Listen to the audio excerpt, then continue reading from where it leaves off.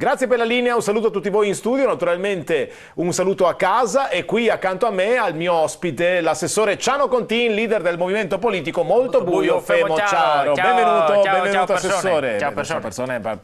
Benvenuto al Minuto Politico. Noi Esatto. naturalmente affrontiamo diverse tematiche, Certo. qui a questa piccola apertura non parliamo solo di politica, vogliamo parlare ad esempio anche di Natale, ormai siamo all'inizio di dicembre, pertanto insomma lei come si sta preparando per il Natale? Io sono contrario al Natale, mi dà fastidio, mi sta sui totani. No, questa è una bella, cerco di leggere. Non soffro altro il Natale. Bravo. Io penso che lei si riferisca al fatto che ormai è diventata una festa consumistica, si pensa soltanto ai regali, che un po' si è perso il vero senso del Natale, della tradizione. Bravo. No, mi regali è l'unico motivo per cui mi piace il Natale, ricevere i pacchetti. Adesso come i potei mi giugo con la carta con i nastrini, ma allora qual è il problema del Natale? Il vero problema del Natale sono tutti i proverbi che sono ormai, o come si dice, tutti i proverbi natalizi sono ormai orsoietti. Chi? Orso Yeti. Cos'è l'orso Yeti? Vecchi, superati. Obsoleti. Orso Yeti. Ma lei dice orso Yeti, cosa c'è orso Yeti? Obsoleti. Ho apparecchiato una lista di proverbi bueade per dimostrare che essi ormai sono anacronistici, sono ormai su... Anacronistici. Che roba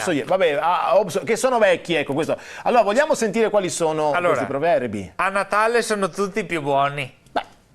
Quei centri commerciali che ti invertono il 24 fino a 8 e mezza, 10 della sera, e a Natale sono tutti più buoni. Ora prova ad andare da una commessa alle 20:29 con chiusura prevista alle 20:30 e dice: mi puoi fare un pacchetto? E vedete se sono tutti più buoni. Immagino che fine faccia il pacco. Anche a me secondo me mi c'è una peada. No, intendevo un altro pacco. Un saluto quindi a tutte le commesse in ascolto. E ora dopo, sta attenta. Un altro 13 dicembre, Santa Lucia, il giorno più corto che ci sia. Ma qua è più corto che ci sia.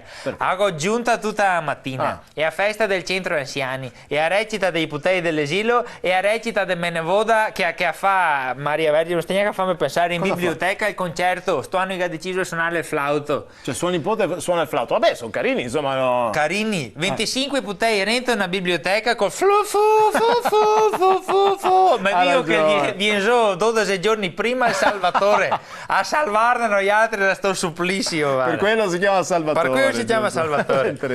E poi il più famoso, Natale con i tuoi, Pasqua con chi vuoi. Questo è famosissimo. Guardi, scusi, ma no, dai. Allora, cerchi anche di interpretare un po' il senso di questo proverbio. Si dice Natale con i vuoi, Pasqua con chi vuoi, perché a Pasqua è vero, puoi passare fuori la Pasquetta con chi vuoi tu. Sei libero, a Natale invece magari passalo con la tua famiglia, no? Quindi, sbagliato. E ora, l'anno scorso mia Pasqua volevo andare via con Anni a pescare a Porto Tolle. Mia moglie ha detto no, andiamo da mia mamma, poretta che sei adesso.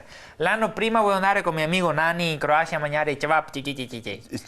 E mia moglie ha detto no, dai che andiamo a cattare mia mamma che adesso è. L'anno prima con Nani volevo andare in Austria, un paesetto si chiama Villach. Sì, lo conosco. Te lo conosci? No, lo conosco nel senso che lo dice, vabbè. E mia moglie ha detto no, stiamo a casa. Che non fosse d'accordo. Non mi spiego perché. Ma chissà perché. Devo cattare mia mamma che sei adesso. E ora correggiamo il proverbio per piacere. Natale con i tuoi e Pasqua con chi vuole tua moglie.